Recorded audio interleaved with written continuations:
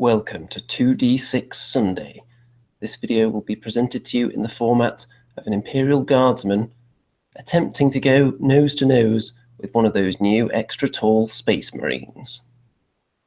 Although that wouldn't be very entertaining, would it? Okay, but yes, Space Marines are extra tall now, apparently. The trailer confirms it. It was rumoured that Robert, or Rabute, seems like you're supposed to pronounce it that way, Mr. Ghouliman is bringing extra large Space Marines to the party. And that's all we know about that. But since last week, when I did a show on the new edition being confirmed and the rumours, there have been a wide variety of rules confirmations on the various Q&As and in updates on the Warhammer community. So we're going to dive into all of those very shortly. And I'm going to give my thoughts on GW's logical thought process behind each one of the changes. Why certain things were brought in from Age of Sigmar, perhaps why certain things weren't, and what is the overriding theme of the rules changes? What are they trying to accomplish with it all? It's quite busy in the old live chat right now. Let's see who we've got in there, shall we? On the participants list, we have Mickey Genver, Neil Young, Paulos01, Magnus Nilsson, Rob Lloyd. Sweet! Seems like I haven't said that for ages. Where have you been? We've got Skeleton Flower, we've got Newbie. Plenty of other people in there were chatting away a minute ago. I imagine it's going to be very, very busy.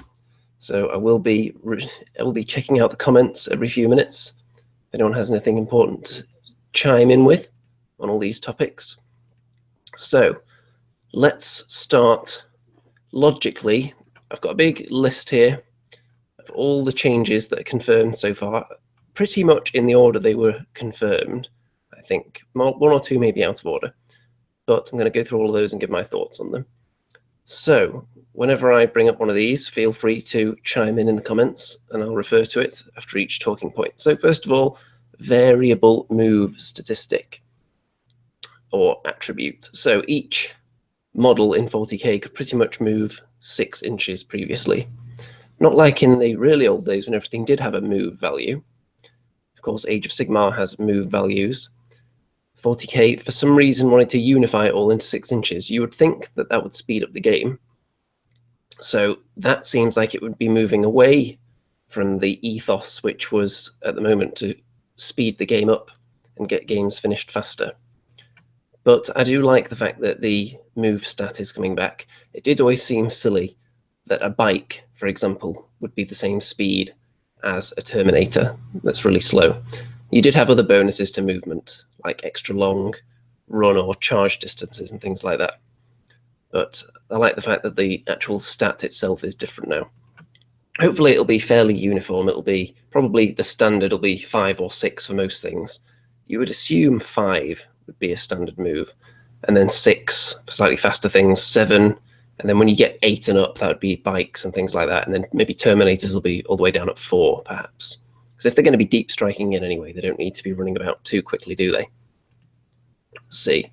Anyone have any thoughts on the move stats coming back? They're also rolling the run into the movement phase now, which I'm not sure that was entirely necessary, although it does make sense. I'm not sure why it was in the shooting phase before.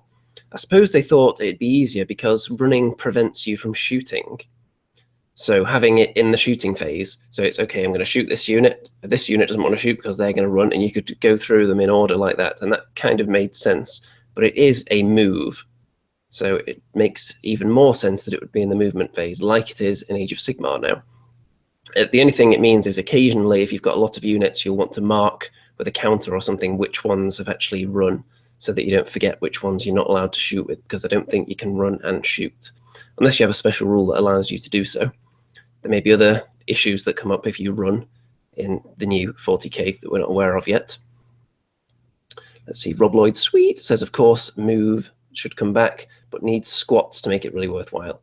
Yes, if the numbers are willing to go that low, they should definitely bring the squat back. Mickey, no, they're not bringing in Space Pygmies.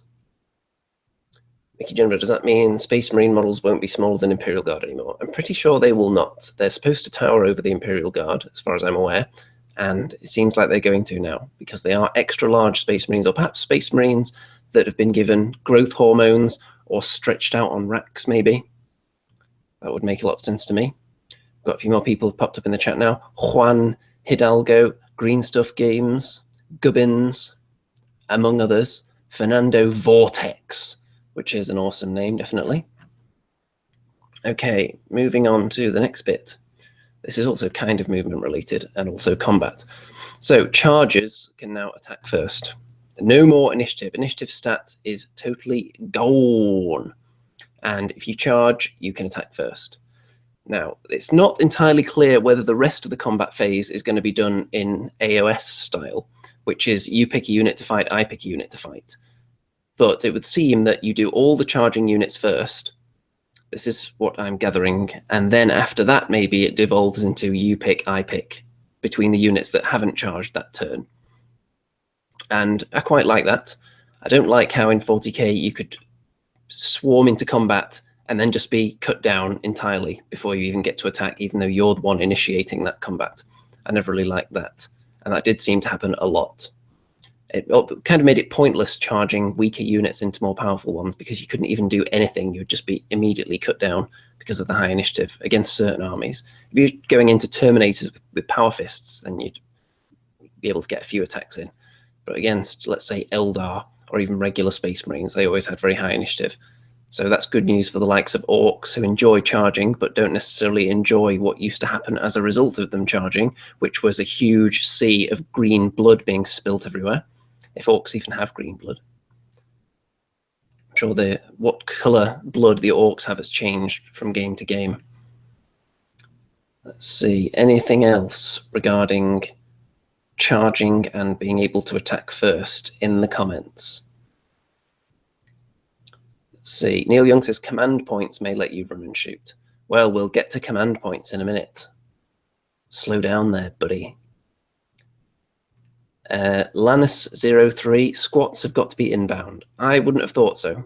I don't think they would release squats hot on the heels of the Caradron Overlords, unless that was just to throw us off. It was, here are these really awesome kind of high-tech dwarves, just to get you, lull you into a false sense of security, and then here are these even more awesome high-tech dwarves. So if you've just spent all your money, it's time to remortgage your home, sell that second kidney, get an artificial one put in. Hello to Stu Gibson, James Hagley, who's wondering whether he should stay here and watch this or bathe the kids. Well, I think you should probably watch this. This is more important, I would say. Okay, so I think the thought process behind letting people who charge attack first, bringing combat back pretty much, because it was really a shooty game. The last edition, I think it was the last edition or before, when they brought in the Overwatch firing as well. So shooting at people that are charging in made it harder to get into combat. And then when you did get there, you'd be cut down by certain armies before you could do anything. So moving it towards combat, I think, is a good thing. Because after all, there's nothing more personal than slicing that chainsword through somebody's neck at hand-to-hand range. Let's see, squats and sisters. Well, I don't know about Sisters of Battle. I'd say they're more likely than squat at this stage. Although, maybe if the Caradron Overlords do well, maybe they're like the test to see if people have got a taste for these kind of dwarves, and then they'll go even more high-tech and just bring the squat back full force in a few months. You never know, they might have them on standby already.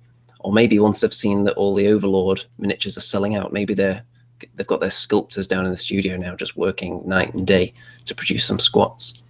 It's entirely possible. Okay, next. So leadership, the way that works is being changed to the AOS bravery system. So I think it's still called leadership though in 40k.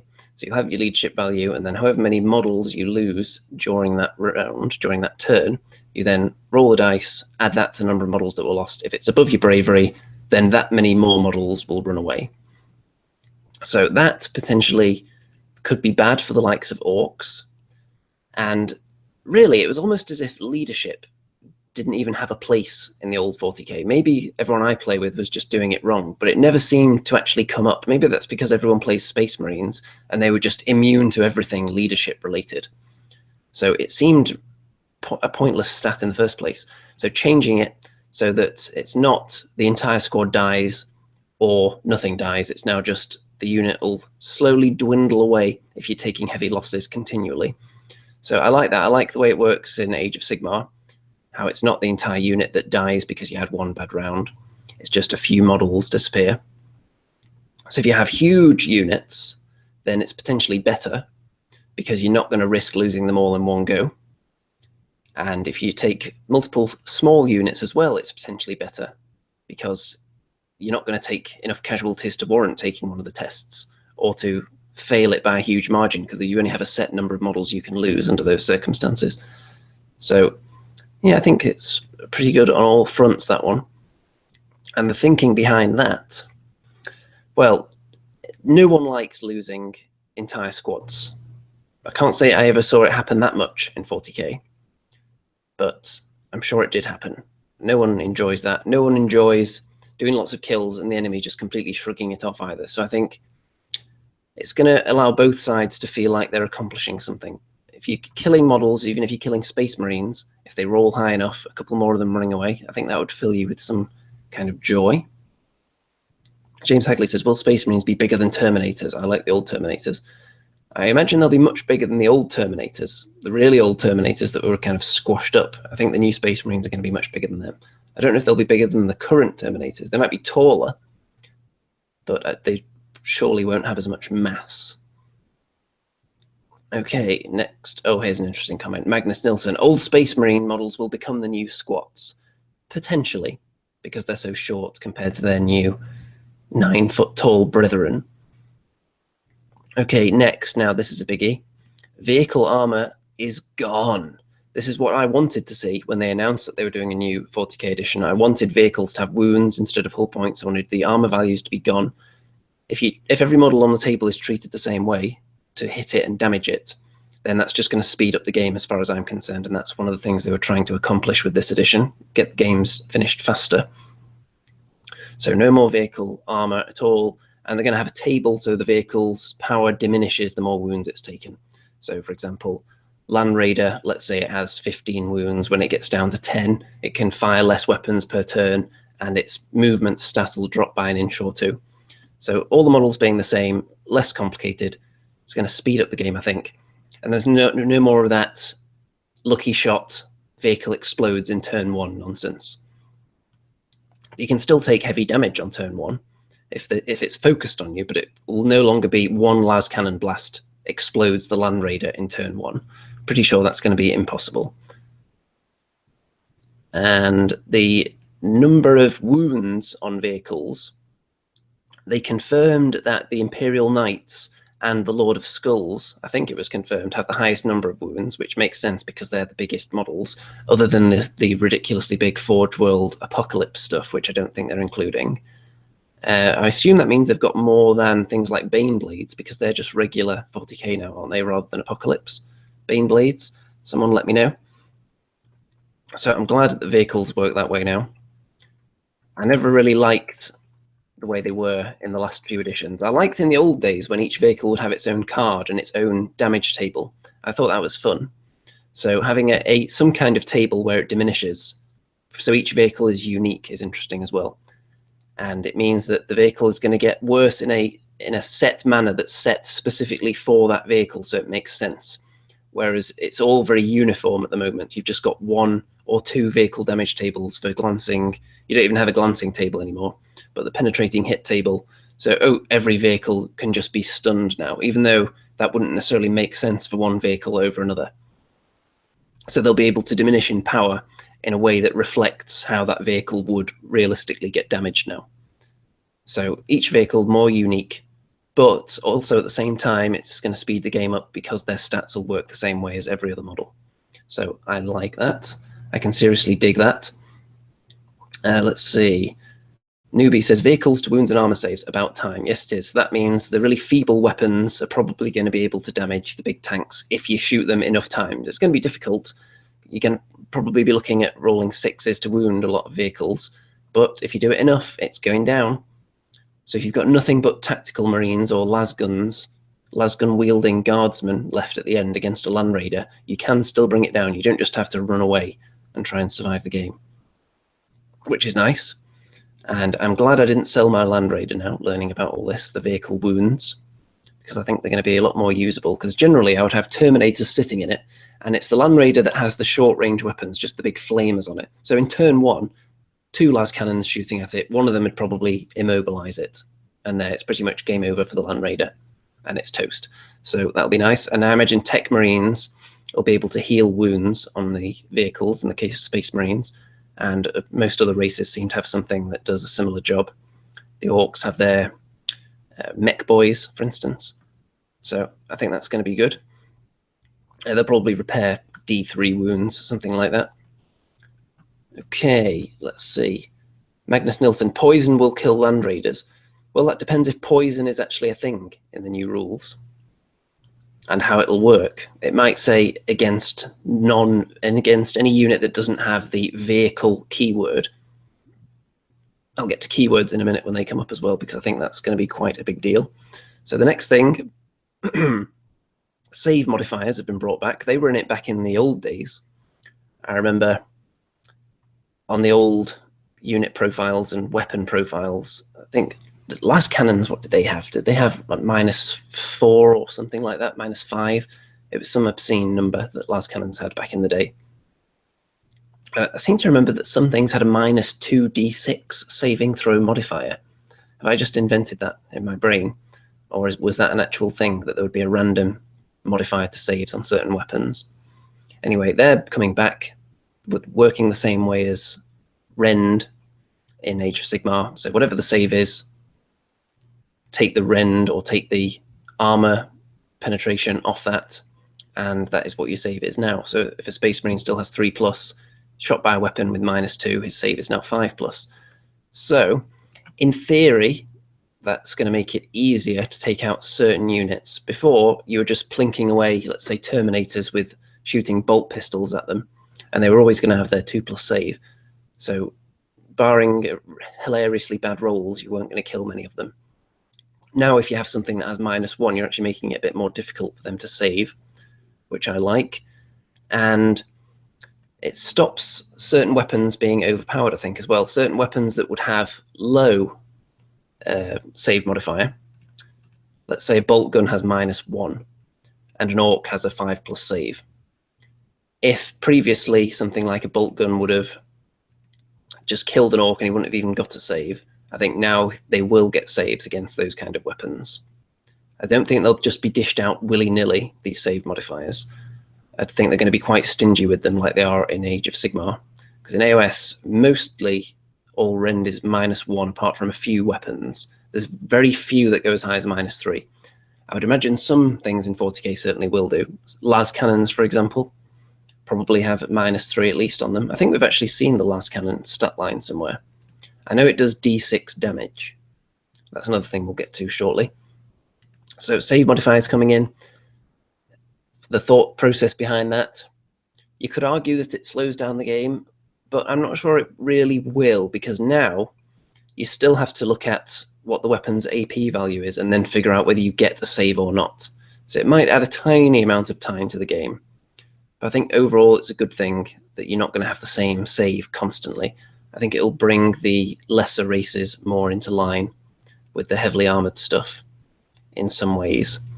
But to counteract that, I've heard that Terminators have 2 wounds now, which is something that I like a lot, having lots of Terminators in my Dark Angels army that I did not set fire to, by the way. So I'm liking that. So if their save is going to be reduced, it's good that they're now getting an additional wound, which will help them cope with that. Won't necessarily help Tactical Marines, which used to die in droves anyway, because there was such a huge amount of weaponry that was AP 3 or better. Plasma guns and so on. Let's see, Magnus Nilsson. Bolters and Flamers have no save modifiers at all. So there you go. Your Orcs are going to be getting saves against Bolters. Your Guardsmen probably are as well if they have a save. Las Cannons have -3. Makes sense. Let's see. Newbie hates this preoccupation with speeding up the game. It's just another way of saying dumbing down. Is it really, though?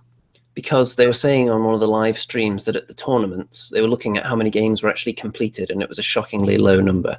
And I can say from my own experience, playing like a 2-a-side 1,500 points each game 5 hours into the game and you've barely finished turn 2 sometimes. So the whole game is just way too bogged down with rules. You can streamline it without dumbing it down, as it were. Let's see, you can dumb down certain parts of the rules that were way too convoluted.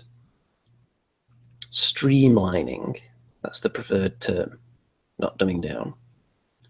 Let's see, more people popping up in the chat. Big Rich, Blackjack Legacy.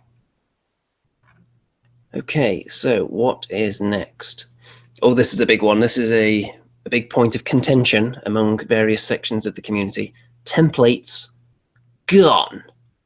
Now, I am a big fan of templates disappearing forever. I hate templates.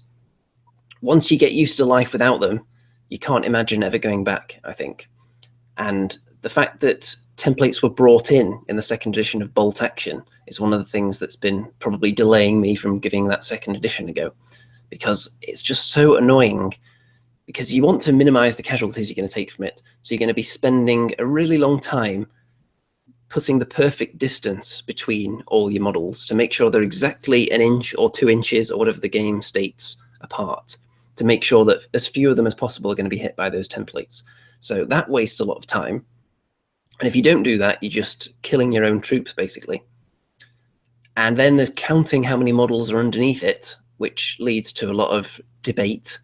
And I imagine in the slightly less friendly games, it leads to a lot of arguments as well. The height that you hold the template at, you hold it 3 feet above the table and suddenly you can hit 10, and then you hold it right down on top of the model's head and end up knocking his sword off. It's just an absolute nightmare using templates, trying to count how many models under it. Well, if you look down there, it actually clips the corner of that guy's base, but then he's actually not supposed to be there because he's kind of on his side. He's standing on that hill, so his base is supposed to end there, so he's not clipped. Well, what if I move it to there? Are you supposed to center it over the guy in the middle? In that case, it's not going to touch him. No, you can actually put it anywhere on the model you want. You can rest the template between the models, but it's scattered 2 inches that way. It's just endless nonsense that I'm not a fan of. So I'm glad templates are going the way of the squat and getting eaten forever. If anyone really, really loves templates, then let me know. Newbie says, slow down moving between topics, give us time to reply. Well, I'll go back to each topic if I see any juicy replies on it. Let's see, so the Hobby Habit wants to know what replaces templates, and that will be a random number of hits. So for example, the Flamer does D6 hits now, which I like. It's much simpler than having to line up the template and count under it. You just roll the dice there, that's how many hits I've got. Makes perfect sense to me. And also, I don't know whether they actually confirmed this, but it's implied if templates are going away, then scatter dice potentially also disappearing forever. You would think maybe they could stay in if something like Deep Strike would still use them. But in AOS, there is no scatter dice. There are no rules that require scatter dice at all. So 40k could be going that way as well. I could still see a place for scatter dice for things like Deep Strike, but the fact that there aren't any templates would suggest that that could also be disappearing.